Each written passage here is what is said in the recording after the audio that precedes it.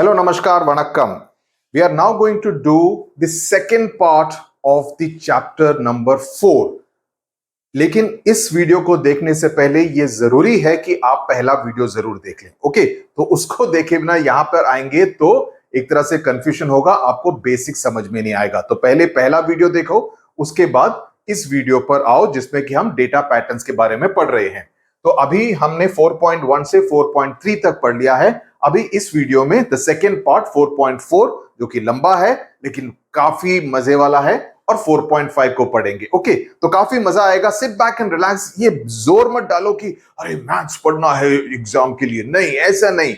मजे से पढ़ो, सब समझ में आएगा, ये मेरी गारंटी है। ओके, सो नाउ आपने देखा पिछले वीडियो में नीलेश सर करके एक टीचर थे जो कि अपने बच्चों के लिए क्या लेकर आ रहे हैं, मिठाई लेकर आ रहे हैं। ओके, तो उन्होंने सबसे स्वीट प्रेफरेंस पूछे कि आपको रसगुल्ला चाहिए, ओ आपको गुलाब जामुन चाहिए, सर मुझे बर्फी चाहिए, मुझे गुजिया चाहिए। तो अलग अलग बच्चों ने अलग अलग स्वीट्स की प्रेफरेंस की मांग की। ओके, उसको इंडिकेट किया। तो उसके हिसाब से नीलेश सर को यह पता चला कि जलेबी 6 बच्चों को चाहिए, गुलाब जामुन 9 बच्चों को चाहिए, गुजिया 13 बच्चों को चाहिए, बर्फी 3 बच्चों को चाहिए और रसगुल्ला 7 बच्चों को चाहिए। ये इंफॉर्मेशन, ये जानकारी उनके पास थी, जिसके हिसाब से वो कह सकते थे मिठाई वाले को, हलवाई को, कि आप मेरे को इस तरह की पैकिंग में दीजिए कि मेरे उस स्वीट बॉक्स में 7 रसगुल्ले, 6 जलेबी, 13 गुजिया, 9 गुलाब जामुन और 3 बर्फी हो। समझ में आ गया? ताकि कोई वेस्टेज ना हो, जिसको जो चाहिए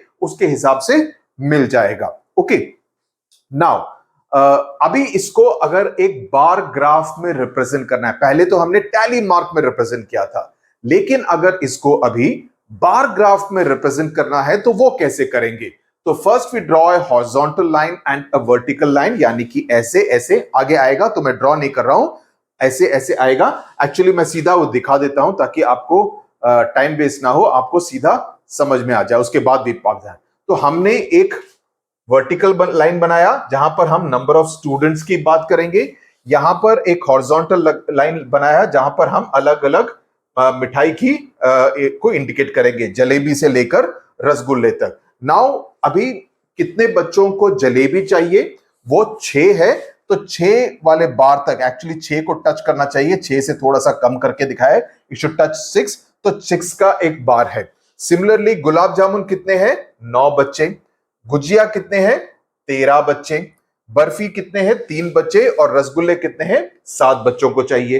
तो इस बार ग्राफ से देखकर आपको साफ पता चल जाता है। इधर पिक्टोग्राफ में कर सकते हैं, नहीं तो बार ग्राफ में आप इस तरह से इंडिकेट करेंगे कि हॉरिजॉन्टल लाइन में ये आएगा, वर्टिकल लाइन में ये आएगा। वही आपको इसके पहले वाले पैराग्राफ में बताया गया है कि इक्वली स्पेस्ड, वो स्पेसिंग जैसे मैंने बताया था वो लाइन के हिसाब से होना चाहिए। अगर आपके आंसर स्क्रिप्ट में या आपकी नोटबुक में इस तरह की लाइनें हैं तो एक एक उसको, बिकॉज ये इक्वल स्पेसिंग है, तो उसको एक एक यूनिट आप बना दीजिए ताकि कोई भी दिक्कत ना आए आपको। ओके, तो इक्वली स्पेस्ड, ये इक्वली स्पेस्ड इंपॉर्टेंट है, इस बात का ध्यान रखिए। ओके, तो ये हो गया।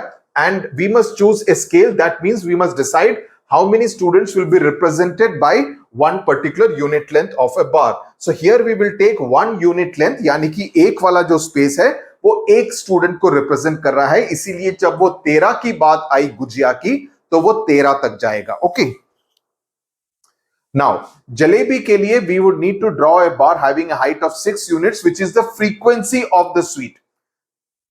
मैंने आपको बताया था जो नंबर होगा वो क्या कहलाता है, उसको फ्रीक्वेंसी कहते हैं। ओके, तो ये हो गया आपका बार ग्राफ, जिससे पता चलता है कि कितने बच्चों को कितने स्वीट चाहिए।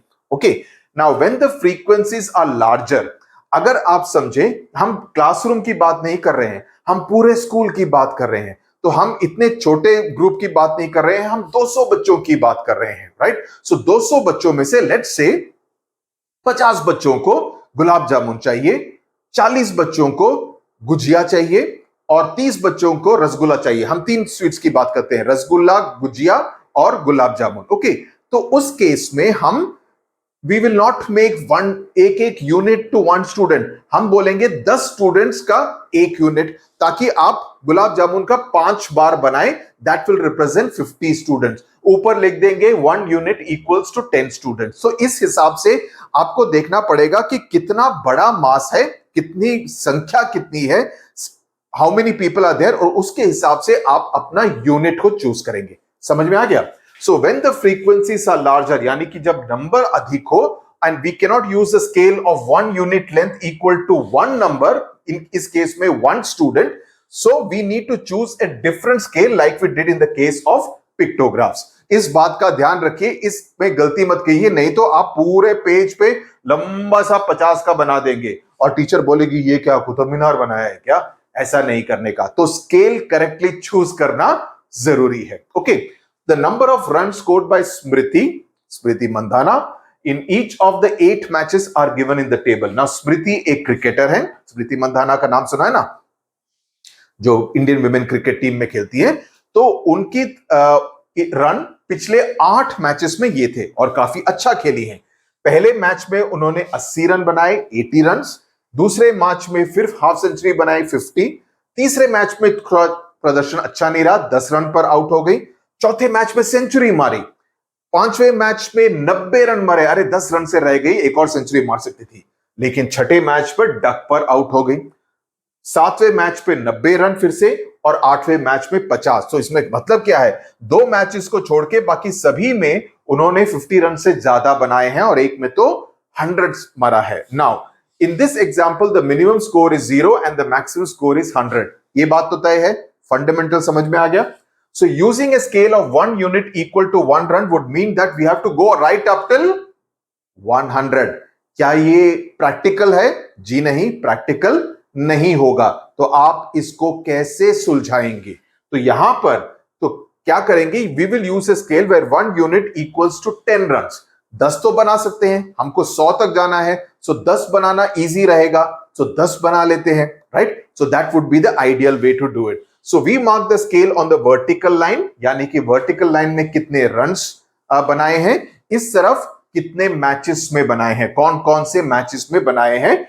We get the following bar graph. तो इसमें बार ग्राफ आपका ऐसे बनेगा, जहां आपके रन्स वर्टिकल लाइन में बन जाएंगे, ये वर्टिकल हो गया, ये हॉरिजॉन्टल हो गया, जिसमें कि हम मैच नंबर को इंडिकेट कर रहे हैं। तो अगर ये बार ग्राफ उनके कोच दिखाएंगे सिलेक्शन कमेटी को, selection committee will say wow good, she has done well in 6 out of the 8 matches, she has scored over 50 runs including 1 century. सिर्फ 2 मैचेस में, एक में 0 पर आउट हो गई छठे मैच में, एंड दूसरे में 10 रन पर आउट हो गई। लेकिन उसके अलावा हर मैच में, इसको देखो 80 तक गया है, इसको देखो 50 तक गया है, चौथे मैच में सेंचुरी, पांचवें मैच में 90, सातवें मैच में 90, आठवें मैच में 50 रन। सो ये बार ग्राफ देख के सिलेक्शन कमेटी को साफ पता चल जाएगा, अगर आपको जल्दी से बताना है कि स्मृति का प्रदर्शन पिछले 8 मैचेस में कैसा रहा है। Is is clear? I hope it is clear. ये इंपॉर्टेंट है from the examination point of view,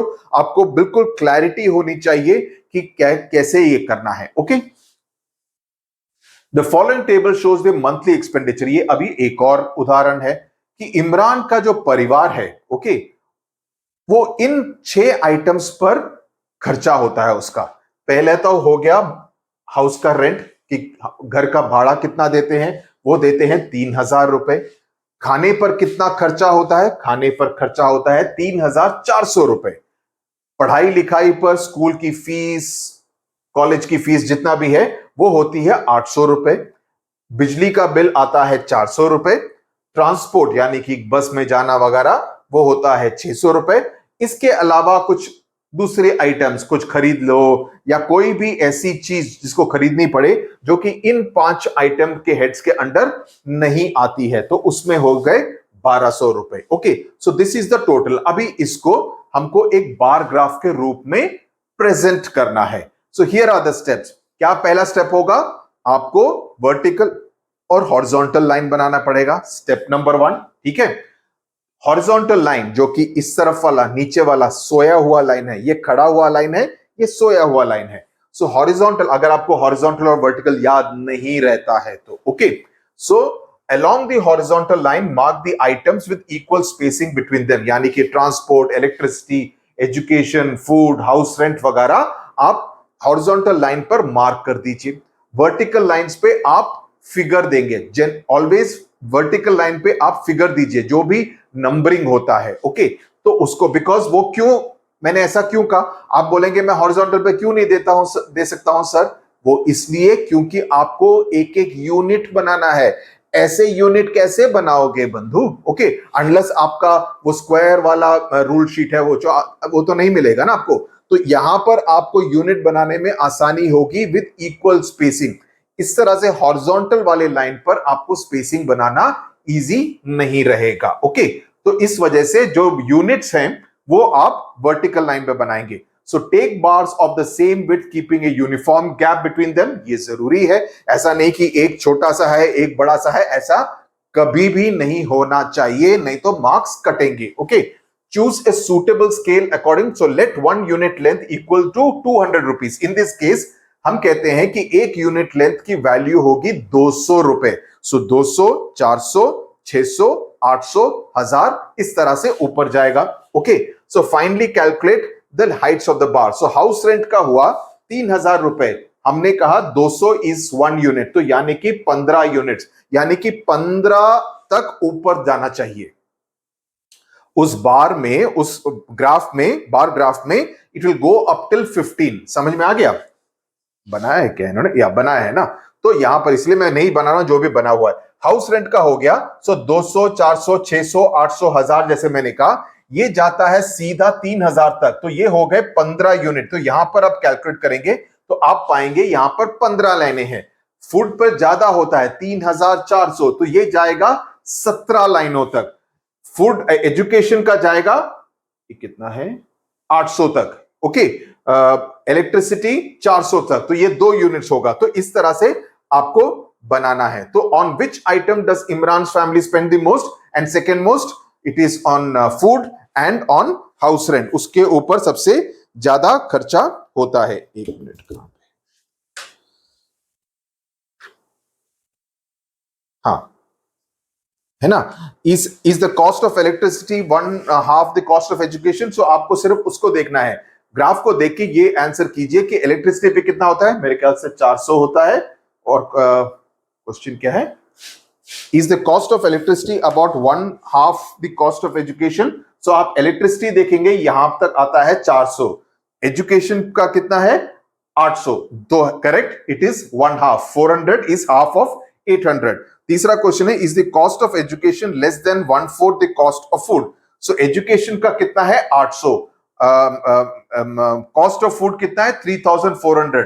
सो 800 को अगर आप 4 गुना करेंगे तब भी जाता है 3200। तो ये आंसर भी यस में है कि it is less than the amount spent on food, because food पे आपका एक्सपेंडिचर हो रहा है 3400 रुपया, राइट। एजुकेशन पर हो रहा है 800 रुपया। आपसे ये पूछा गया है कि 800 को अगर 4 गुना मल्टीप्लाई कर दो, 1/4, तब भी क्या उससे ज्यादा होगा या कम होगा? नहीं, 800 को आप 4 गुना मल्टीप्लाई कर दो, आप पहुंच रहे हैं 3200 रुपए पर, 3200, which is less than the amount which is being spent on food every month by Imran family. यहां तक समझ में आ गया? अभी नेक्स्ट चलते हैं इस प्रश्न पर, जहां पर सामंता एक चाय के बागान में जाती है। Okay, she has gone to a tea garden and look at the kind of things that she has seen over there. Okay, she collected data of the insects and the critters that she saw there. ये data collect किया है कि उसको mites मिले 6, caterpillar मिले 10, Beatles मिले 5, तितलियां मिली 3 और ग्रास हॉपर्स मिले 2। ओके, तो ये डेटा कलेक्ट किया सामंता ने। ओके, अभी इसका क्या करने का है? तो help her prepare a bar graph representing this data. इस डेटा को रखते हुए एक बार ग्राफ बनाने में मदद कीजिए सामंता की। ओके, तो कैसे करेंगे? सो लेट्स, यहां पर बना लेता हूं मैं। ओके, साफ रहेगा। आपके पास बुक तो होगी, तो आप बुक में वो डेटा को देख सकते हैं। तो पहले क्या करेंगे, what will we do? First step मैंने क्या बोला था? Vertical line, horizontal line, clear. उसके बाद यूनिट्स बनाने हैं, ये छोटे छोटे सब सिंगल यूनिट्स में है क्योंकि माइट्स 6 है, कैटरपिलर 10 है, बटरफ्लाइज 3 है, तो ये काफी आसान होगा। तो मैं एक यूनिट इक्वल टू 2 करके बनाता हूं। Okay, so 2, 4, 6, 8, 10। Okay, so 1 unit equals to 2। तो मैं यहां पर लिख दूंगा 1 यूनिट इक्वल्स टू 2, उसको कहा क्या गया है, insects. Okay, is equal to 2 insects. तो यहां पर ये हो गया 2, 4, 6, 8, 10। यहां तक क्लैरिटी है, यस और नो? अब उसके आगे क्या करना है, उन सभी इंसेक्ट्स के नाम लिखने हैं। ये हो गया माइट्स। ओके, ये हो गया, दूसरा कौन सा है, कैटरपिलर। मैं छोटे फॉर्म में लिख रहा हूं, आपको पूरा लिखना पड़ेगा, कैटरपिलर। तीसरा हो गया बीटल्स, मैं सिर्फ बी लिख रहा हूं। ओके, आपको पूरा लिखना पड़ेगा। चौथा हो गया बटरफ्लाइज, तो मैं इसको बी एफ लिख देता हूं। और पांचवा हो गया ग्रास हॉपर्स। ओके, ऐसे लिख देता हूं, आपको पूरा लिखना पड़ेगा। I am repeating that. Okay, तो आपको ये पूरा लिखना पड़ेगा। तो यहां पर आया माइट्स हैं 6, तो ये ग्राफ जो होगा वो यहां से लेकर यहां तक ये आएगा, ऐसे 6 तक जाएगा बार ग्राफ। क्लियर? दूसरा आया कैटरपिलर, वो 10 हैं, कैटरपिलर हमको 10 मिले हैं। तो यहां तक ले जाके आप स्केल से बनाइए ताकि ये लाइन बिल्कुल सीधी रहे, और उसको आप शेड कर दीजिए, सही नंबर मिलेंगे। तीसरा आया बीटल्स। नाउ बीटल्स हैं 5, तो 5 को कैसे बनाएंगे, 5 आएगा 4 और 6 के बीच में, यानी कि इस लेवल पे। तो इस लेवल तक देखें तो यहां करके आप ऐसे बनाएंगे ताकि वो बिल्कुल बीच में रहे। ये जो ऊपर वाला पोर्शन है, ये वाला लाइन है, this should be exactly coming to the centre between 4 and 6। ये मेजरमेंट कर लीजिए ताकि इसमें कोई गलती ना हो। चौथा है बटरफ्लाइज, ये भी ऑड नंबर है, 2 और 3, यानी कि 3 मतलब यहां पर। तो इसके हिसाब से देखेंगे तो यहां पर लाइन आएगी बटरफ्लाइज की, और इसको आप बना देंगे 3। ओके, तो ये हो गया। और ग्रास हॉपर्स हैं 2, ये तो इवन नंबर है, तो ये करेक्टली बन जाएगा। ये हो गया आपका बार ग्राफ। और इस तरह से आप साफ तौर पे लिखेंगे। अगर ये 3 मार्क का क्वेश्चन है तो आपको 3 out of 3 मिल जाएंगे। सही बात समझ में आ गया? कोई गलती नहीं होनी चाहिए। मेरी नाक मत कटवाओ। बोलेंगे कहां से सीखा, तो यू शुड से कि कहां से सीखा। तो मेरी नाक मत कटवाना, इसमें मार्क्स नहीं जाने चाहिए। Okay, let's now move forward. समझ में आ गया? पूजा ने क्या किया, Pooja collected data on the number of ticket sold at the Bhopal railway station for a few different cities of Madhya Pradesh over a 2 hour period. कि उसने क्या किया, 2 घंटे के समय उसने रेलवे काउंटर पे बिताए, और उस रेलवे काउंटर पर उसने ये देखा कि इन 2 घंटों में से, let's say between 10 o'clock in the morning and 12 o'clock in the afternoon, इसके बीच में कहां कहां कौन कौन से रेलवे स्टेशन के लिए लोगों ने भोपाल रेलवे स्टेशन से टिकट खरीदी। Okay, interesting data. तो उसने ये पाया कि विदिशा जो कि एक शहर है, उसके लिए 24 लोगों ने टिकट खरीदी भोपाल से विदिशा जाने वाली ट्रेन पर। उसके बाद जबलपुर जाने के लिए 20 लोगों ने टिकट खरीदी। सियोनी जाने के लिए 16 लोगों ने टिकट खरीदी, सभी भोपाल से। इंदौर जाने के लिए 28 लोगों ने टिकट खरीदी, और सागर जाने के लिए 16 लोगों ने टिकट खरीदी। तो ये डेटा है। ओके, नो प्रॉब्लम, आपको समझ में आ गया कैसे करना है ये पूरा। उसने ये डेटा बनाया और एक ग्राफ भी बना लिया, तो उसने ये काम कर लिया है। ओके, लेकिन किसी वजह से किसी ने उस बार ग्राफ में से कुछ जानकारी को, कुछ इंफॉर्मेशन को इरेज कर दिया। अरे भला ऐसे कैसे हुआ, लेकिन हम है ना मदद करने के लिए, हम मदद कर देंगे। Someone erased a portion of the graph। तो हमसे ये रिक्वेस्ट की जा रही है कि इस ग्राफ को ठीक करें, जो इंफॉर्मेशन इसमें से मिसिंग है हम उस इंफॉर्मेशन को ठीक ठाक करके वापस पूजा को दें कि पूजा ये देख लो मैंने तुम्हारा काम कर दिया है। तो हमको इनकी मदद करनी है, तो मदद करोगे तो चलते हैं आगे। तो इसमें कहा गया है कि write the number of ticket sold for Vidisha above bar. तो यहां पर आपसे ये पूछा जाएगा, सॉरी कहां पे है ये, तो यहां पर हमको कहा जा रहा है एक आप अगर ये इस बात को, इस टेबल को देखेंगे, 24, 20, 16, 28, 16, ये सभी का एक कॉमन नंबर कौन सा है? सोचो, नंबर फर्स्ट चैप्टर में ये पढ़ा है हमने, इसमें कॉमन नंबर कौन सा है जिससे कि इसको डिवाइड किया जा सकता है और उस बेसिस पर हम सही यूनिट का को चूज कर सकते हैं। ओके, तो ये हो गया, इन सभी को डिवाइड किया जा सकता है बाय 4, 4 से। ओके, तो 4 से करेंगे तो ये इसके हो गए कितने? 6 यूनिट। इसके कितने हो गए?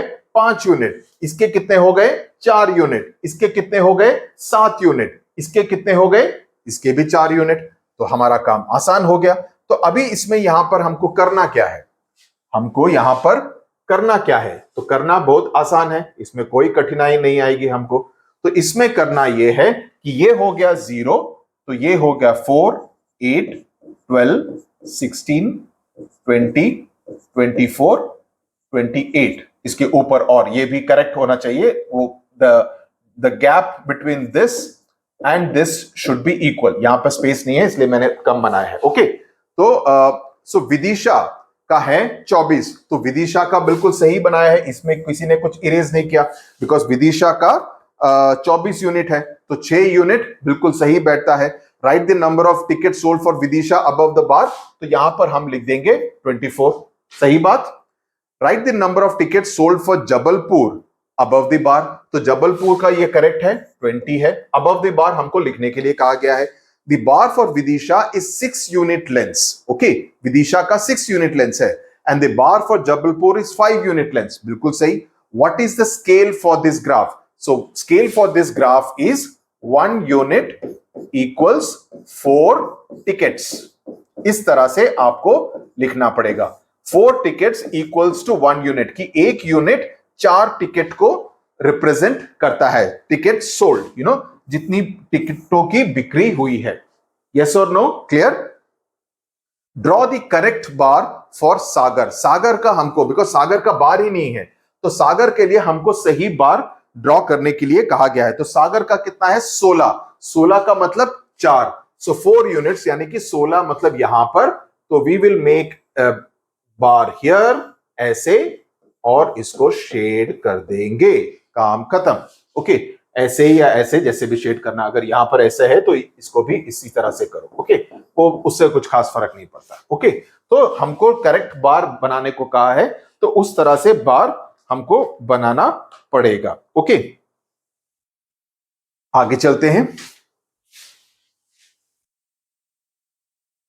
At the scale of the bar graph, placing the correct number on the vertical axis. At the scale of the bar graph, वो नंबर हमने लिख दिए हैं। Okay, the numbers we have already written, 0, 4, 8 वो करके मैंने लिख दिए थे। Okay, are the bars for Seoni and Indore correct in this graph? If not, draw the correct bars. Okay, तो हमसे ये कहा जा रहा है, मेरे को इरेज नहीं करना चाहिए, हमसे ये कहा जा रहा है, क्वेश्चन में बुक से देख लेता हूं। बुक होने का फायदा ये है ना। Are the bars for Seoni and Indore correct in this graph? Now Seoni का कितना है? सियोनी के हैं 16 और इंदौर के हैं 28। ओके, तो पहले सियोनी को देख लेते हैं। सियोनी के हैं 16, तो 16 का मैंने बोला था 4, 8, 12, 16, तो सियोनी का बिल्कुल सही है, ये 16 है। ओके, ये बिल्कुल सही बैठ रहा है, कोई प्रॉब्लम नहीं है। इसके बाद इंदौर की बात आती है। सो इंदौर के कितने हैं? कितने बोले मैंने? इंदौर के बोले 28। 28 का मतलब 7, तो ये तो ठीक नहीं है, बिकॉज यहां पर हमको सिर्फ 18 तक बताया जा रहा है। So this graph has to go, ये 24 हो गया, 28 यहां तक जाके इसको फिर शेड करना पड़ेगा, या इस तरह से शेड करना पड़ेगा। ओके, बिकॉज ये हो गए 16, 20, 24, ओ सॉरी 4, 8, 12, 16, 20, 24, 28। ओके, उसमें इतना कम क्यों था? मैंने इसमें कुछ गड़बड़ी की थी क्या पहले? 0, 4, 8, 12, 16, 20, 24, 28, तो यहां तक, सॉरी यहां तक आएगा, ये नहीं होगा। ओके, यहां तक होगा 28, है ना? 0 है ना, 1, 2, 3, 4, 5, 6, 7, या 7th यूनिट तक ये हो गया आपका 28, तो यहां तक जाएगा। सही बात? ओके, मैंने पहले शायद वो गड़बड़ कर दी थी, मैंने और ऊपर कर दिया था। राइट, तो सागर का तो हमने ऑलरेडी बना दिया है। सो आगे चलते हैं। टिकटों की बिक्री हो गई। अब अगले प्रश्न पर जाते हैं जो कि चीनों के बारे में है। नाउ अगला प्रश्न क्या, नहीं चला ऊपर चला गया। हाँ, ये वाला प्रश्न है, Chinu listed the various means of transport that passed across the road in front of his house from 9 AM to 10 AM, यानी कि 9 बजे से 10 बजे के बीच में उसके घर के आगे से जो भी गाड़ियां गई उसको पूरी तरह से चीनू ने लिख दिया। काफी टाइम लगता है, चीनू के पास है, आपके पास इतना टाइम है? तो उसने ये देखा कि इतनी सारी बाइक्स, इतनी सारी गाड़ियां, स्कूटर, ऑटो, बैलगाड़ी, बाइसाइकिल, इस तरह की कई सारी गाड़ियां गई थी। ओके, तो ये हो गया आपके ये बुक में चार्ट में दिया हुआ है पेज नंबर 94 पर। अभी हमसे ये कहा जा रहा है कि prepare a frequency distribution table for the data. Okay, तो हम इसी पर चलते हैं, यहां पर आते हैं, एनोटेट करता हूं ताकि मेरे को इंक मिल जाए। तो इसमें यह कहा जा रहा है, तो पहले हमको यह देखना है काउंट करके कि कितनी गाड़ियां हैं। ओके, तो हमको यह मिलता है। सो फ्रीक्वेंसी डिस्ट्रीब्यूशन टेबल कैसे बनाएंगे? तो यहां पर एक टेबल बनाएंगे जिसमें लिखेंगे हम मीन्स ऑफ ट्रांसपोर्ट। ओके, और इस तरफ आप टेबल बनाएंगे, क्या लिखेंगे? मैंने क्या बोला था उसको? Frequency. Okay, this will be called frequency. तो आप फिर लिखना शुरू करेंगे बाइक। ओके, बाइक कितनी है आप काउंट कीजिए, बाइक है 13। ओके, ये एक ही लाइन में होनी चाहिए। ओके, देन हम आते हैं कार पर, कार है 6। देन हम आते हैं बस पर, बस है 4। देन हम आते हैं ऑटो पर, ऑटो है 8। देन हम आते हैं स्कूटर पर, स्कूटर है 9। बाइसाइकिल है 8, बाइसाइकिल है 8। और लास्ट में है बुलक कार्ट 2। 1 2 3 4 5 6 7, 1 2 3 4 5 6 7, ठीक है, कुछ छूटा नहीं। तो इसमें आप देखेंगे कि ये आपका अगर फ्रीक्वेंसी डिस्ट्रीब्यूशन टेबल बनाने को कहा जाता है तो आप बनाएंगे ऐसे, फ्रीक्वेंसी का डिस्ट्रीब्यूशन उसका टेबल बनाने का है। ओके, समझ में आ गया ना? इसमें आपसे ये प्रश्न पूछा गया है कि which means of transport was used the most. तो ये देख के आपको सीधा पता चल जाएगा, मैडम ये 13 लोगों ने बाइक का इस्तेमाल किया और ये सबसे अधिक था बाकी सभी मीन्स ऑफ ट्रांसपोर्ट से ज्यादा। If you were to collect this data, how would you do it? Write the steps और प्रोसेस। तो इसमें हम क्या कर सकते हैं, आप किसी ट्रैफिक, आप अपने घर के सामने भी कर सकते हैं, आप किसी ट्रैफिक जंक्शन पर जा सकते हैं और कह सकते हैं कि ओके, मैं इस ट्रैफिक जंक्शन पर 9 और 10 बजे के बीच में जितनी भी गाड़ियां जाएंगी मैं उसको नोट डाउन करूंगा कि कितनी कितनी अलग किस्म की गाड़ियां जा रही हैं। ओके, तो टाइम पीरियड को चूज करना, दिस थिंग इंपॉर्टेंट है। किसी व्हीकल को मिस करना ना करना ये भी इंपॉर्टेंट है कि कोई साइकिल निकल गया आपने नोट ही नहीं किया, फिर आपका जो डेटा कलेक्शन है उसमें गड़बड़ हो रही है। तो आपको बिल्कुल ध्यान रखना पड़ेगा कि आप किसी भी व्हीकल को मिस ना करें। तो उसके लिए कैसे करते हैं मैं आपको तरीका बताता हूं कि आप लिख लीजिए car 1 to 50, bicycle 1 to 50, bike 1 to 50। तो जैसे जैसे देखें आप ऐड ना करें, क्रॉस करते रहे। ओके, बाइक 1 गया, 2 गया, 3 गया, कार 1 गया, 2 गया, 3 गया, बाइसाइकिल 1 गया। ओके, बाइक एक और आया। ओके, इसको 4 5 ऐसे कट करो। ओ, एक बुलक गाड़ी आई, एक बैलगाड़ी आई, ऑटो रिक्शा गया। ओके, कट करो। तो आप सभी का लिख देंगे तो उस तरह से कट करने में आसानी होगी, आपको लिखने में समय नहीं लगेगा। दैट इज वन तरीका। तो and then you prepare the table according to that. तो ये जरूरी हो जाता है। ओके, या आप सहायता ले सकते हैं कि आप 3 दोस्त हो सकते हैं। आप 3 दोस्त कह सकते हैं कि मैं सभी बाइक्स को काउंट करूंगा, तुम सभी कार को काउंट करो, तुम सभी बसेस को काउंट करो, और अगर मोर है तुम ऑटो को करो, या मैं ऑटो और कार को करूंगा, तुम बाइक और स्कूटर को करो, तुम बस और बैलगाड़ी को करो। तो हमने आपस में डिवाइड कर लिए। तो इसमें क्या होगा कि किसी भी मीन्स ऑफ ट्रांसपोर्ट को मिस करने का चांस नहीं रहेगा अगर आप कोलैबोरेट करेंगे, एक टीम बना लेंगे। ये एक और तरीका है। So I have given you enough reasons how you could collect this particular data. Okay, वापस चलते हैं चैप्टर पर। अभी हम आते हैं, वो रोल और डाइस मिला है मेरे को? मिला नहीं, वो जिससे लूडो खेलते हैं, ये करके, you know how it is, no? Draw करके दिखाऊं क्या?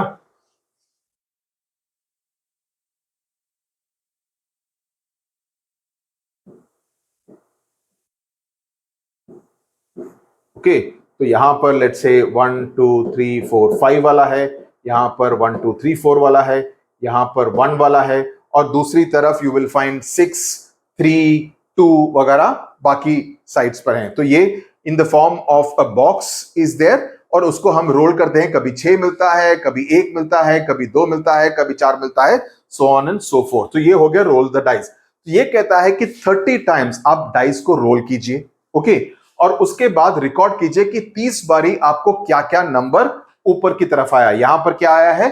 5 आया है। तो frequency distribution table, frequency distribution table अभी तो आपको मालूम है कैसे बनाते हैं, यूजिंग टैली मार्क्स। लेकिन इसमें टैली मार्क्स का इस्तेमाल करने को कहा गया है कि आपको नंबर नहीं लिखना है, यहां पर आपको टैली मार्क्स, टैली मार्क्स याद है ना, पहले वाले वीडियो में हमने पढ़ा था। तो इसमें आप क्या पाएंगे? How will you do this? So tally marks हुआ, लेट्स एज्यूम, ये तो आई मीन आपका जो मिलेगा और मेरे को जो मिलेगा वो अलग अलग होगा, बट लेट्स एज्यूम कि मेरे को एक 5 बारी 1 मिला, 6 बारी 2 मिला, ओके, 4 बारी 3 मिला, ओके, देन 5 बारी 4 मिला, ओके, देन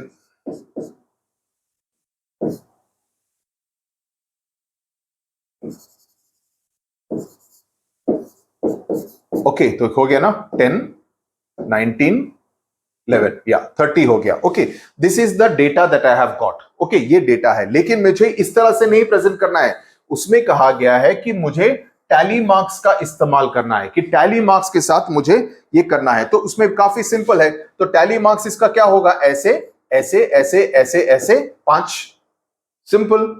इसमें करना है 6, तो इसमें आप क्या करेंगे? 1 1 1 1 क्रॉस और 1, तो ये हो गया 6। बिकॉज मैंने आपको क्या बताया था? दिस इज 5, सो 5 + 1 6।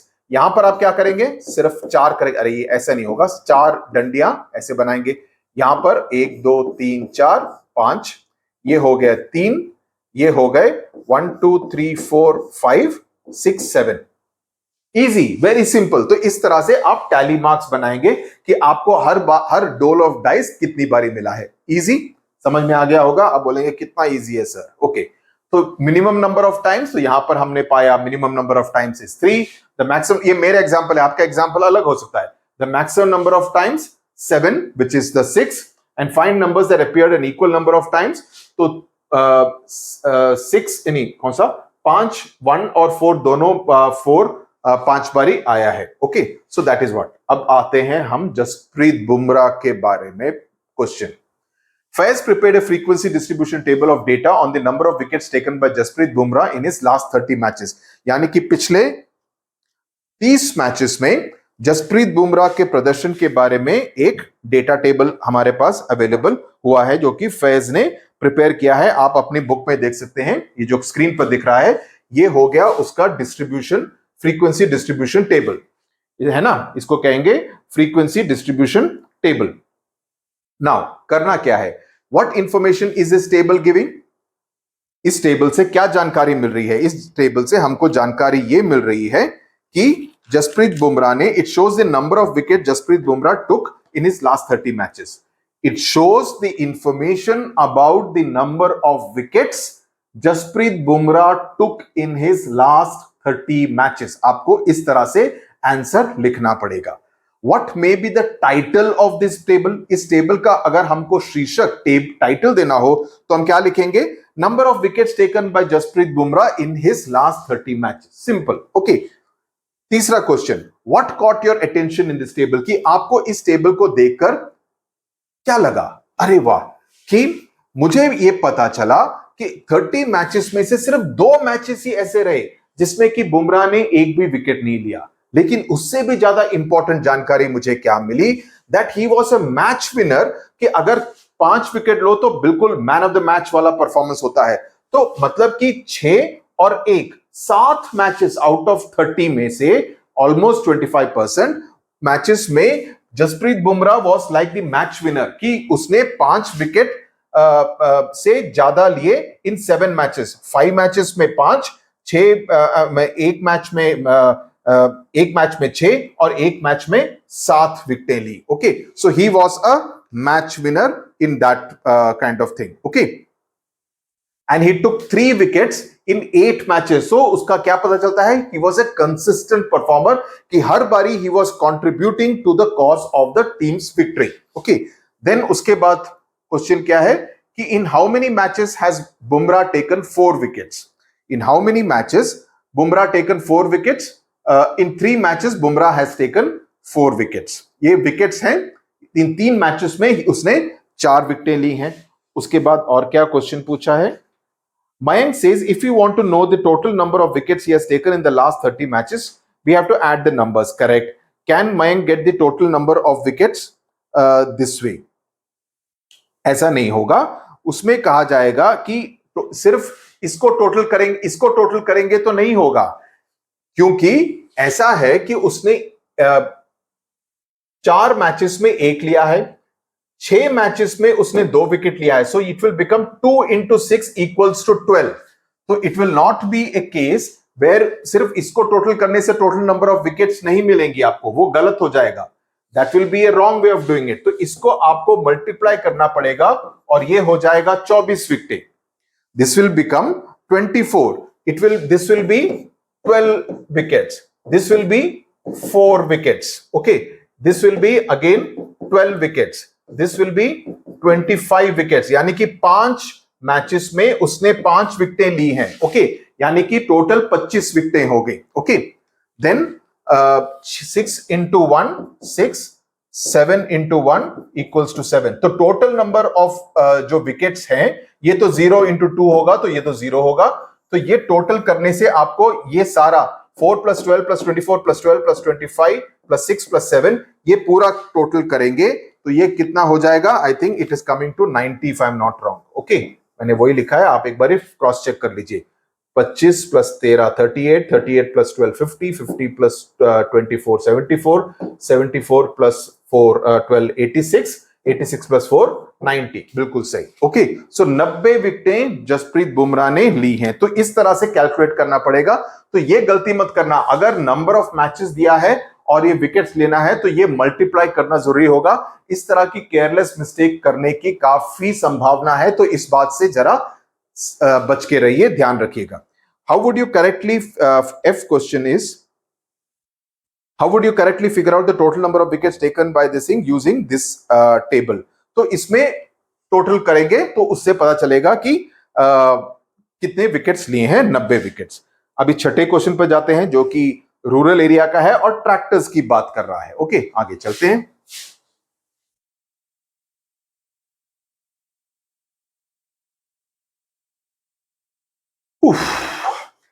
तो यहां पर बताया जा रहा है कि 5 गांवों की बात हो रही है. ओके, और ट्रैक्टर्स डिस्प्ले किए गए हैं. एक ट्रैक्टर रिप्रेजेंट करता है, एक ट्रैक्टर का सिंबल रिप्रेजेंट एक ट्रैक्टर को करता है.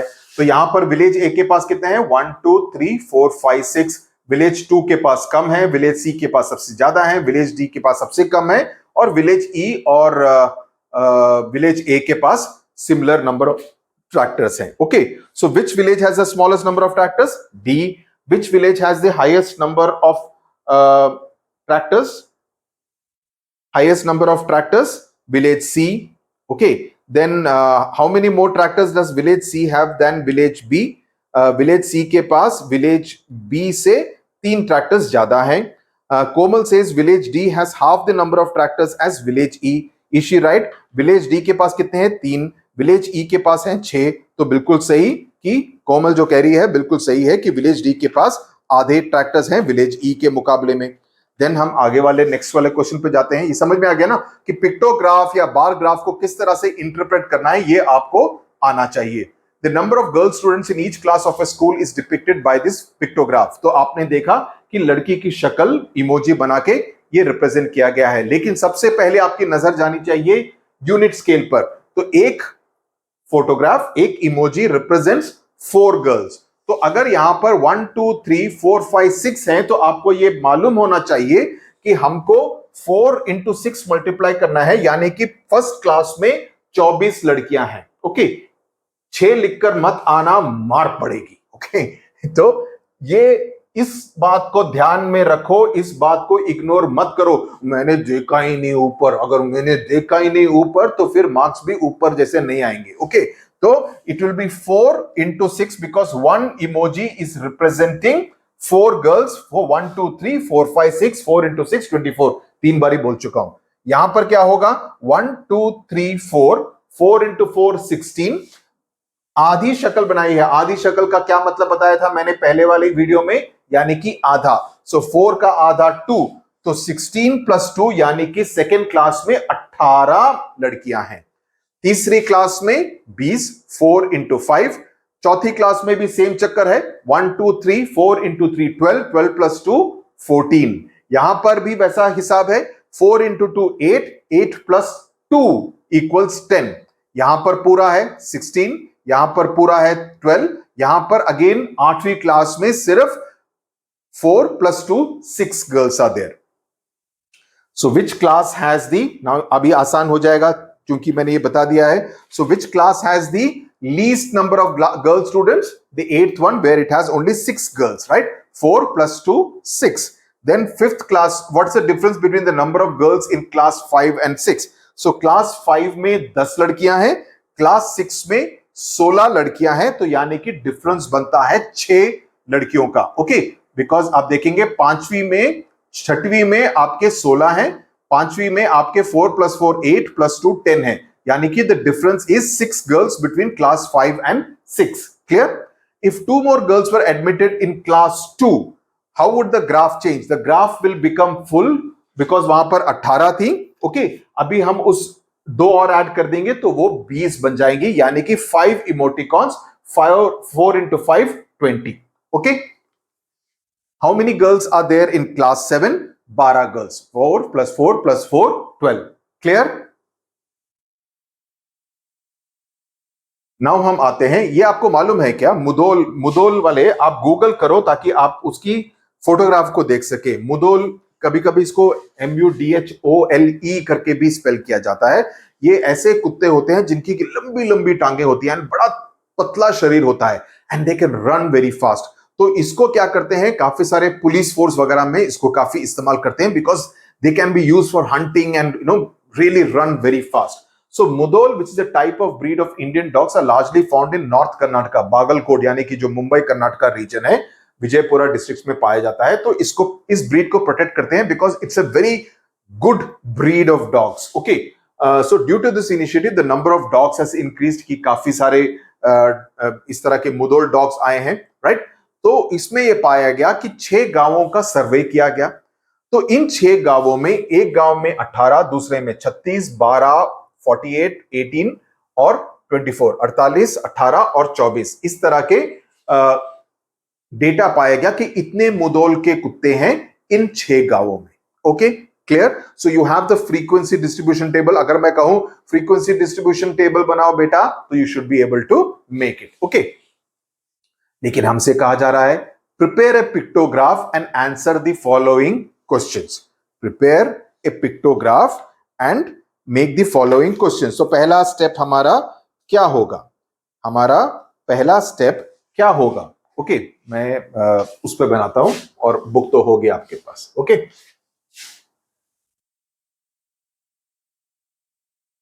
पहला स्टेप क्या होगा?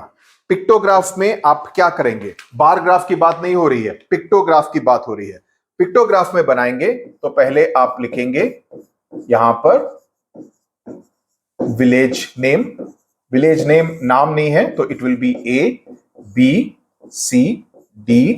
ABCDEF, right? या आप विलेज करके, आई मीन करके विलेज A विलेज B भी लिख सकते हैं, लेकिन ऐसे भी लिखने से कोई प्रॉब्लम नहीं है। ओके, नाउ अभी हमको पिक्टोग्राफ में रिप्रेजेंट करने के लिए कहा गया है, राइट? सो यहां पर हो गया। तो अभी दूसरा स्टेप क्या है, जो मैंने हमेशा आपसे कहा है कि आपको यूनिट डिसाइड करना है। तो यहां पर अगर आप उस इंफॉर्मेशन को देखेंगे,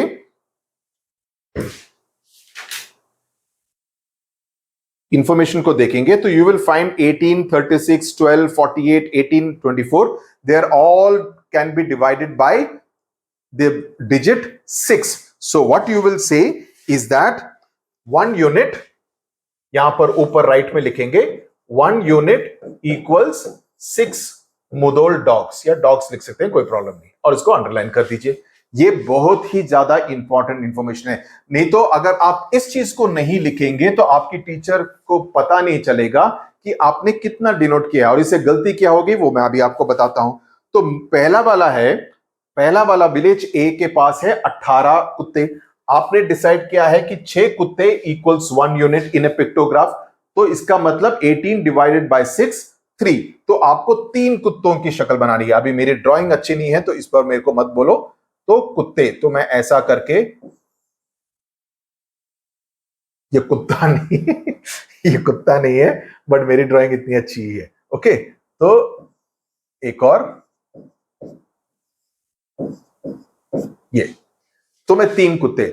अगर आप ये नहीं लिखेंगे तो आपकी मैडम सोचेंगी कितना बेकार बेवकूफ बच्चा है, इसने सिर्फ 3 बनाए हैं, उसमें लिखा है 18 और ये 3 लिख के आया है. तो वो बोलेगी तुम्हारा आंसर गलत है क्योंकि 18 है और तुमने बताया है कि सिर्फ 3 कुत्ते हैं विलेज ए के पास.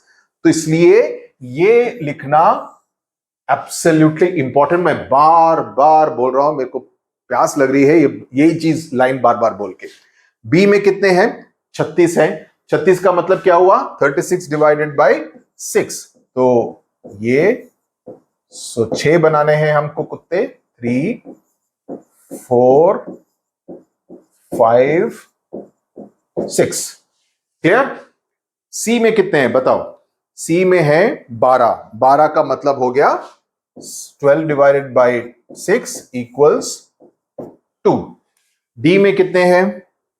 डी में है 48. 48 का मतलब कितना हुआ? Divided by 6 would be 8. 4, 5, 6, 7, 8.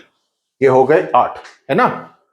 अभी देखो ई में कितने हैं? विलेज ई में 18. 18 का मतलब यहां पर हमको सिर्फ 3 बनाना है. ओके, और लास्ट में कितने हैं? 24. 24 का मतलब 24 डिवाइडेड बाय 6 इक्वल्स 4. ये ऐसे लिखोगे तो आपको पूरे 4 में से 4 या 3 में से 3 पूरे नंबर मिलेंगे. Okay, so this is how you need to make it. Last question क्या है कि हाउ मेनी सिंबल्स, वो हमने बोल दिया. विलेज बी में कितना होगा? 6 होंगे. So Kamini says the number of dogs in village B and village D together will be more than the number of dogs in the other 4 villages. So B और D में कितने हैं? B में है 1, 2, 3, 4, 5, 6. 6 into 6 36 और D में है 48. So 36 और 48 मिलकर हो जाता है कितना? हो जाता है 84. ओके, बाकी A, C, E और F में कितने हैं? E और F में चारों को मिलाएं तो आपको मिलेंगे 72. तो हाँ जी हाँ, 82 is more than 72.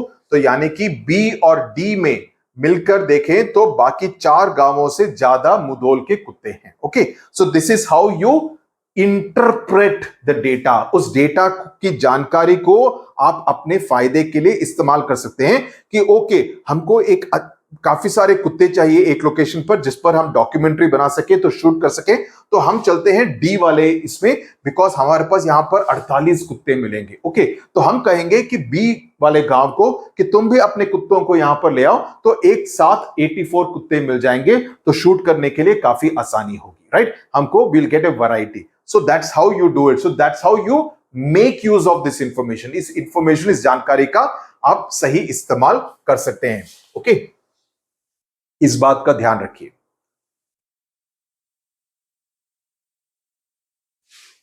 अभी आगे चलते हैं. A survey of 120 school children.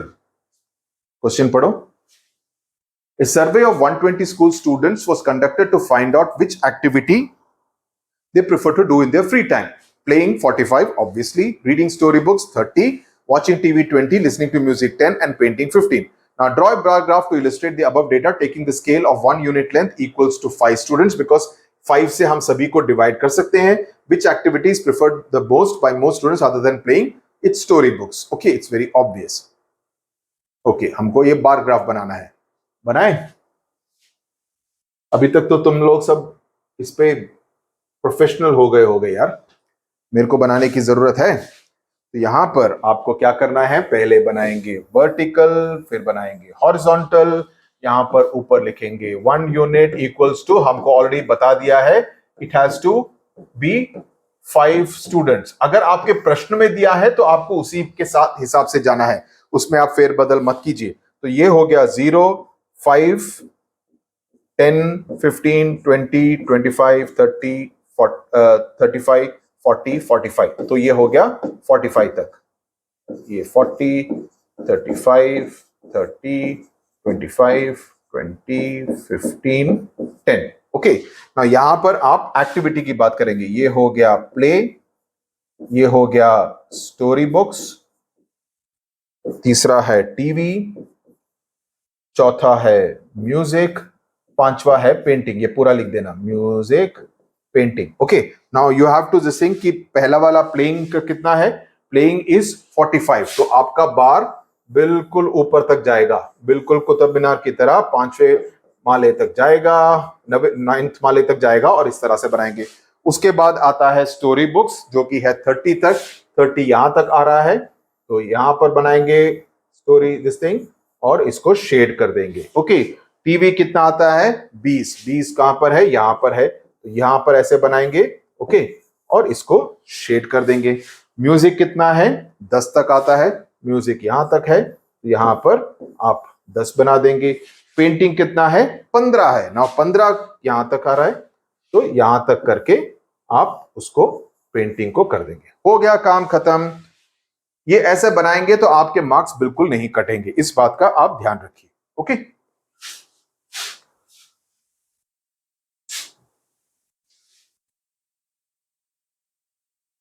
students and teachers of a primary school decided to plant tree saplings in the school campus and in the surrounding village during the first week of July. Details of the sapling they planted are as follows. कि उन्होंने पौधे लगाए. तो unit कितने पौधे लगाए, मैंने जैसा कहा हमेशा वर्टिकल लाइन में आएगा, दिन के नाम आप हॉरिजॉन्टल लाइन में लगाएंगे. The total number of saplings planted on Wednesday and Thursday are, तो अब वेडनेसडे और थर्सडे को आप काउंट कर लीजिए. Right, so that's how it is. So number of saplings उतने ही है, 10, 20 एक्चुअल नंबर है. तो वेडनेसडे को देखेंगे 30 सैपलिंग्स, थर्सडे को देखेंगे 40. ओके, तो ये हो गया 30. नहीं, ये थोड़ा सा, ये इन्होंने एक्चुअली गड़बड़ किया है. देखो, ये लाइन 10 है, ये 20 है, ये 30 है, ये 40 है. ओके, ये 50 की तरह लग रहा है, ये 50 है, 60 है, 70 है. सो 10, 20, 30, 40, 50, 60, 70, 80 नहीं है, 80 और ऊपर जाएगा. तो इसमें इन्होंने प्रिंटिंग में एरर हुआ है. Okay, so the total number of saplings planted in the first in, तो इसमें हो गए, मैं इसको देता 10, 20, 30 और ये 40. So 30 plus 40, 70 saplings. Then book से देख लेता हूं मैं. The total number of saplings planted during the entire week, तो पूरे वीक का आप कैलकुलेट करेंगे. इसमें थोड़ा सा गड़बड़ है, लाइक ये वाला है, ये 52 है, 10, 20, 30, 40, 50 और 50 से थोड़ा सा ऊपर है, तो आप 52 या 53 कैलकुलेट कर सकते हैं. ओके, तो उस हिसाब से करेंगे. तो ये 52, ये 40, ये 30, ये 40, ये 50, ये 60 और ये 40. तो टोटल मिला के हो जाता है 312. 312 या 13 डिपेंडिंग ऑन, इसको आप 2 लेके चलिए, 52 लेके चलिए, तो 312 हो जाता है. ओके, देन अगला प्रश्न क्या है. The greatest number of saplings were planted on Saturday. Saturday को सबसे ज्यादा है, सबसे कम है वेडनेसडे को. ओके, इसका कारण क्या होगा, ये पूछा गया है. इसका कारण ये होगा कि सैटरडे को, उसके बाद संडे को छुट्टी होती है, तो ज्यादा लोग फ्री होते हैं, इसलिए ज्यादा saplings were planted on Saturday. Wednesday is in the middle of the week, जब कामकाज के लिए जाना होता है, स्कूल में ऑब्वियसली पढ़ाई लिखाई सब होती है, तो इसलिए वेडनेसडे को कम हुए. सैटरडे को, because it is coming before Sunday, it is much more on Saturday. Okay, so आप इसका पूरा इस तरह का एक्सप्लेनेशन लिख सकते हैं. Now let's come to the number of tigers. Okay, so project tiger was launched in 1973 to track and protect tigers in India. वो सेव द टाइगर प्रोग्राम जो है ना, उसका.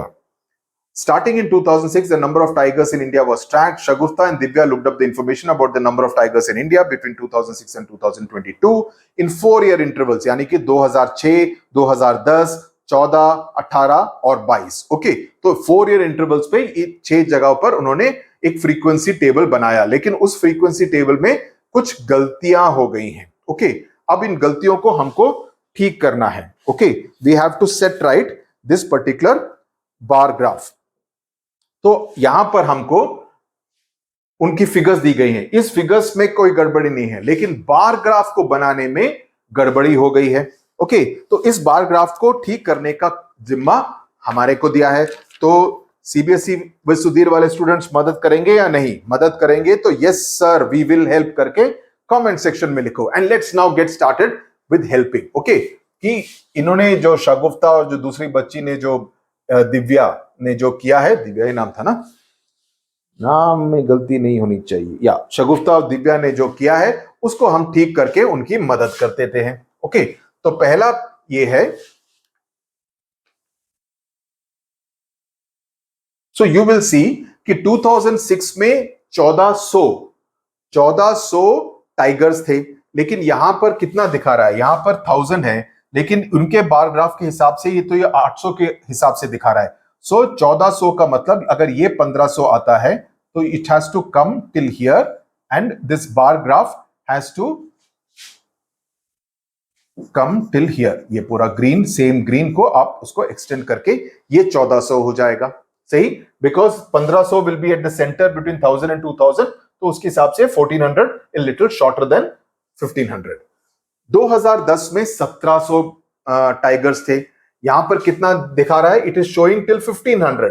तो 1500 से नहीं होगा, हमको थोड़ा सा और आगे करके इसको यहां तक लेके जाना पड़ेगा, 1700 तक. 2014 में 2200 थे. ओके, लेकिन यहां पर हमको तो 3000, ये तो 2900 तक लेके गया है. जी नहीं, ये ठीक नहीं है. ओके, तो इसको हमको काटना पड़ेगा. 2200 मतलब it will be till here. Okay, तो ये वाला आपको इरेज करना पड़ेगा, इसको मार्क करना पड़ेगा कि ये गलत है. It will be till here only. Okay, 2200.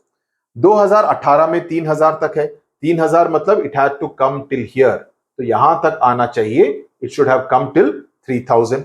2022 में 3700, ये ठीक है, ये बिल्कुल सही बना है. तो इसके अलावा इन चारों में आपको करेक्शंस करने पड़ेंगे, तभी शगुफ्ता और दिव्या की मदद होगी. Okay, I hope this is clear.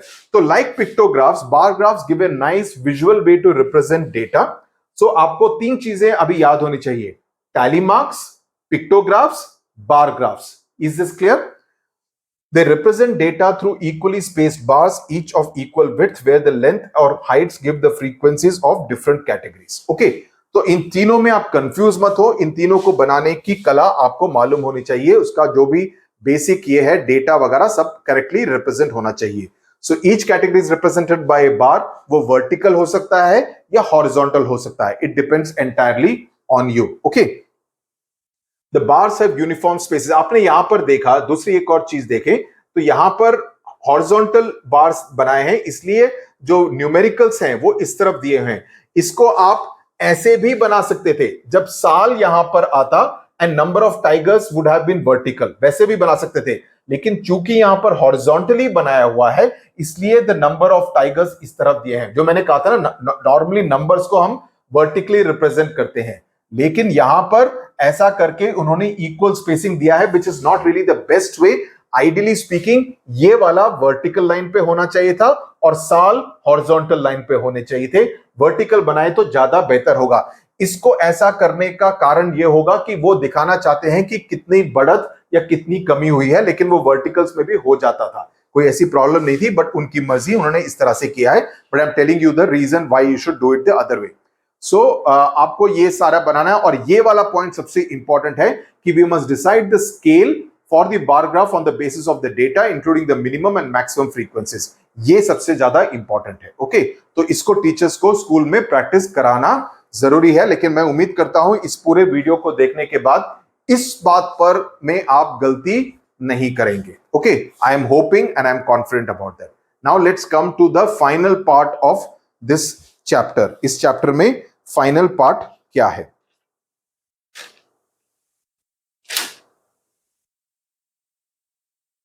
Okay, now इसमें है कि आर्टिस्टिक एंड एस्थेटिक। एस्थेटिक का मतलब होता है जो देखने में अच्छा लगे। कई घर बनते हैं, आप देखेंगे कुछ घरों को लाल, पीला, ब्लू, हरा करके गॉडी बना देते हैं, which does not look aesthetic. देखने में अरे कितना पिंक कलर का घर बना देते हैं कुछ लोग, ब्राइट डार्क पिंक, तो देखने में थोड़ा सा भद्दा लगता है कि थोड़ा सा आंखों को लग रहा है करके। whereas some people choose pastel colors, of cream, light blue, light yellow, cream colours, जो कि देखने में थोड़ा सा एस्थेटिक लगता है, थोड़ा सा आंखों को भाता है। So that is the meaning of the word aesthetic. तो बार ग्राफ वगैरह में आप कुछ और तरीके से उस पूरे बार ग्राफ को देखने में भी ज्यादा सुंदर और अच्छा बना सकते हैं। ये कैसे होगा? तो इसके लिए बनाने के लिए इसको एग्जाम्पल के तौर पे देते हैं। लेट्स से द कॉन्टिनेंट जो हमने सोशल साइंस में पढ़ा है, Everest, Aconcagua, Denali, Kilimanjaro, Elbrus, Vinson Massif और कॉस्कोकुस्की, इसका प्रोनाउंसिएशन मुझे नहीं मालूम। ओके, और सभी माउंटेन्स की हाइट दी हुई है 8848 पॉइंट समथिंग है, इसलिए कभी कभी इसको 8849 भी माना जाता है, but 8848 is more correct. Okay, so how much taller is Mount Everest than Mount Kosciuszko? Okay, तो इसको आप कैसे रिप्रेजेंट करेंगे एक टेबल में, जिससे कि पता चले कि कैसे करना है। तो इसी के अलग अलग तरीके से एग्जांपल्स के रूप पे आपको बताया गया है। तो एक तो ये हो सकता है कि एशिया एवरेस्ट, और इसको जैसे टाइगर वाले इसमें किया कि आप उसकी हाइट ऐसे बनाएं और ऐसे करें। हालांकि ये बिल्कुल सही नहीं होगा, बिकॉज हम हाइट की बात कर रहे हैं, आप ऐसे क्यों बना रहे हैं, तो ये बिल्कुल सही नहीं है। बट ये भी आपको एक अंदाजा दे देता है कि एवरेस्ट सबसे ऊंचा है, बिकॉज ये 8,800 के ऊपर तक जा रहा है, right? So you can get an idea from this. But since the boxes represent Heights, तो सही ये होगा कि आप इस तरह से बनाएं, राइट? तो इस तरह से हाइट के हिसाब से आपको ज्यादा अच्छा रिप्रेजेंट हो जाएगा। So this is another way of doing it and a more correct way. Okay, same तरीका ये इसमें, I mean you know what I am talking about. तो ये हो गया। तो if you wanted to visually represent this thing, would you use a graph with vertical और horizontal bars? Height की बात कर रहे हैं तो वर्टिकल बार्स की ही बात करेंगे। टॉलेस्ट पर्सन की आपकी क्लास में स्टूडेंट रोल नंबर 20, 24, 26, 40, 48 में से कौन सबसे लंबा है, उससे सेकंड लंबा कौन सा है, थर्ड लंबा कौन सा है, सबसे छोटा कौन सा है, आप रिप्रेजेंट करेंगे। तो आप ऐसे वाला रिप्रेजेंट करेंगे या खड़े वाला? ऑब्वियसली वर्टिकल वाला करेंगे। If you are making a table of the longest rivers, लेकिन रिवर कैसे जाती है? रिवर ऐसे तो नहीं जाती है ना। अगर रॉकेट्स की बात करें तो ऐसे करेंगे, रिवर ऐसे जाती है, तो रिवर को हॉरिजॉन्टली ये करो, रिवर को ऐसे हॉरिजॉन्टली करके लेंथ हॉरिजॉन्टल बार पे डालो इस केस में। ओके, वर्टिकल में डालोगे तो गलती नहीं होगी, लेकिन ऐसे करेंगे तो विजुअली ज्यादा आसानी से दूसरे बंदे को समझ में आएगा। ओके, तो गंगा की लेंथ सबसे ज्यादा होगी। राजस्थान में वो रिवर है ना अरावरी, जो सबसे छोटी है 90 किलोमीटर, वो सबसे छोटी होगी। गोदावरी, कृष्णा, कावेरी, यमुना, कोसी, ब्रह्मपुत्रा, वो सभी रिवर्स के आप नाम लिख सकते हैं। ओके, वो हो गया सेकंड क्वेश्चन। नाउ इंफोग्राफिक्स क्या होता है? इंफोग्राफिक्स होता है जब बार ग्राफ्स को और सुंदर तरीके से प्रेजेंट किया जाए विद विजुअल इमेजरी, कि उसको ऐसा लगे कि हम जिस चीज की बात कर रहे हैं, जैसे रिवर की बात हो रही है तो रिवर को ही ड्रॉ किया जाए और उसमें करें, तो आपको देखने से लगेगा हाँ हम इस गंगा नदी की ही बात कर रहे हैं, कृष्णा नदी की ही बात कर रहे हैं, right? So that's what it will become. So as an example of how infographics can be used to communicate, तो इसको I mean more professional communication में, प्रेजेंटेशन में इंफोग्राफिक्स को ज्यादा प्रेजेंट किया जाता है। आप टीवी वगैरह में देखेंगे, आपने देखा है चुनाव के टाइम पे, इलेक्शन के टाइम पे जो पार्टी जीत रही है, okay, you will find the leader of that thing dancing, okay, rejoicing. दूसरा जो हार रहा होता है वो रो रहा होता है, आंखों से आंसू निकल रहे होते हैं। That is to make the infographic more interesting, और देखते ही पता चल जाता है ओ ये पार्टी जीत रही है बिकॉज इसका लीडर खुश है, राइट? वो पता चल जाता है। So that is called infographic. But instead of rectangles we could use triangle. तो इसमें क्या करेंगे, आप इस तरह से रिप्रेजेंट कर सकते हैं कि एवरेस्ट 8848 मीटर इतना लंबा, ये वाला इतना लंबा, किलिमंजारो इज हियर। सो आप इस है से, सिंस हम पर्वत की बात कर रहे हैं, माउंटेन्स की बात कर रहे हैं, तो ट्रायंगल के फॉर्म में भी रिप्रेजेंट कर सकते हैं। लेकिन ये एक तरह से विजुअली अपीलिंग नहीं है। लेकिन इसको अगर आप विजुअली अपीलिंग बनाना चाहेंगे तो आप कैसे कर सकते हैं? तो इसका एक दूसरा तरीका है कि ये करके, लेकिन इसमें थोड़ी सी गलती हो जाती है। तो इसमें आप एक माउंटेन में सभी 7 माउंटेन्स को दिखा रहे हैं, और यहां पे दिखा रहे हैं एवरेस्ट इतना है, एकोनगुआ इतना है, देनाली इतना है। लेकिन इसमें देखने से ऐसा लगता है कि विंसन मैसिव या एल्ब्रस से एवरेस्ट डबल है, जबकि डबल नहीं है। यहां पे ये 8848 मीटर्स है, ये एल्ब्रस 5642 है, यानी कि difference is approximately 2000 something metres. लेकिन यहां से देखने से लगता है कि ये तो डबल से भी ज्यादा है। तो ये एक तरह से एक्यूरेट डिपिक्शन नहीं है। हालांकि विजुअली देखो तो लगता है कि हाँ, माउंटेन्स की बात हो रही है तो माउंटेन्स को दिखाया है। तो ज्यादा मैं इन दोनों में से I will go more with this because this is more accurate. हालांकि विजुअली इतना दिखता नहीं है, लेकिन ट्रायंगल्स के फॉर्म में, माउंटेन्स के फॉर्म में दिखाया गया है। इसको बनाने के लिए आजकल पीपीटी वगैरह में different kinds of apps are available, जिससे कि आप इसको एक माउंटेन का शेड दे सकते हैं, जिससे कि ये विजुअल लगे, ताकि एक्यूरेट भी रहे और सही जानकारी भी दे और देखने में भी काफी सही और सुंदर लगे। ओके, तो ये हो गया। देन व्हाट इज 5, हाँ वो उसी की बात की है। ओके, सो ये हो गई कि उसको किस तरह से करना है। तो with this we come to the end of this particular chapter, data handling and presentation. दोनों वीडियोस हैं, लंबे वीडियोस हैं, लेकिन पूरी तरह देख लो तो इसमें सुधीर की गारंटी है, आपको कोई भी डाउट नहीं होगा। ओके, तो आप पूरा देख लो, जितने भी प्रश्न है उसको सॉल्व करो, डेटा कलेक्ट करने की कोशिश करो, ताकि आपका अभ्यास बनता रहे। मैंने पहले वीडियो में कुछ उदाहरण दिए थे कि आप क्या क्या कर सकते हैं। अगर आप वो करेंगे तो इस चैप्टर में पूरे नंबर आने चाहिए। ओके, गलतियां मत करना। इसमें काफी सारी चीजें हैं जिस पर ध्यान देने की जरूरत है, लेकिन अगर आप वो सब करेंगे तो इस चैप्टर में पूरे मार्क्स आ सकते हैं। एज आई सेड, ये सुधीर सर की गारंटी है। Ta-ta, bye bye, thank you very much. अब हम मिलेंगे अगले चैप्टर में। Okay, bye, God bless you.